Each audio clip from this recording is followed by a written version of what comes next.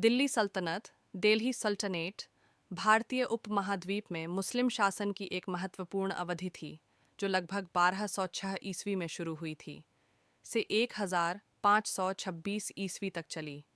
इस दौरान कई मुस्लिम शासकों ने दिल्ली को अपनी राजधानी बनाकर शासन किया। यह सल्तनत कुल 5 प्रमुख वंशों में विभाजित थी। 1. गुलाम वंश 1206-1290 ई। स्थापक कुतुबुद्दीन ऐबक, कुतुब-उद-दीन ऐबक। यह वंश मोहम्मद गोरी के गुलामों द्वारा स्थापित किया गया था। कुतुबुद्दीन ऐबक ने कुतुब मीनार का निर्माण शुरू कराया। इल्तुतमिश इस वंश का सबसे प्रभावशाली शासक था, जिसने दिल्ली को सुदृढ़ बनाया। रज़िया सुल्तान भारत की पहली मुस्लिम महिला शासक बनी। अंत में बलबन जैसे शक्तिशाली शासकों ने शासन को संगठित किया। 2. खिलजी वंश 10.9 से 7 1220 ईस्वी। स्थापक जलालुद्दीन फिरोज खिलजी सबसे प्रसिद्ध शासक। अलाउद्दीन खिलजी। अलाउद्दीन ने दक्षिण भारत तक अपने साम्राज्य का विस्तार किया। उसने बाजार नियंत्रण, मूल्य नियंत्रण और एक मजबूत गुप्तचर व्यवस्था लागू की।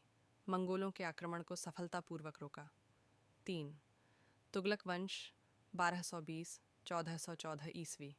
स्थापक गयासुद्दीन तुगलक। महमूद बिन तुगलक, मोहम्मद बिन तुगलक ने राजधानी को दिल्ली से दौलताबाद स्थानांतरित किया, लेकिन यह प्रयोग असफल रहा। फिरोज शाह तुगलक ने कई सार्वजनिक कार्य कराए, जैसे नहरें, अस्पताल और मदरसे। 4. सैयद वंश 1414 से 1451 ईस्वी। यह वंश कमज़ोर था और तैमूर के आक्रमण के बाद सत्ता में आया।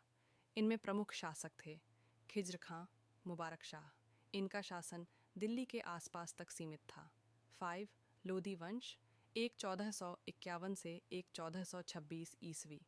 स्थापक बहलोल लोदी सिकंदर लोदी एक कुशल प्रशासक था, जिसने आगरा की स्थापना की। इब्राहिम लोदी अंतिम शासक था, जिसे बाबर ने 1526 ईस्वी में पानीपत की पहली लड़ाई में हराया। इसके बाद मुगल साम्राज्य की स्थापना हुई। दिल्ली सल्तनत की विशेषताएं: भारत में इस्लामी कला, स्थापत्य, भाषा, फारसी और संस्कृति का प्रवेश, केंद्रीकृत शासन प्रणाली की स्थापना, धार्मिक सहिष्णुता एवं असहिष्णुता दोनों उदाहरण देखने को मिलते हैं। प्रशासनिक सुधार, सिक्कों का प्रचार और भूमि कर प्रणाली में परिवर्तन हुए। अगर आप चाहें तो मैं इसका एक चार्ट या टाइमलाइन भी बना सकता हूँ। क्या आप उसे देखना चाहेंगे?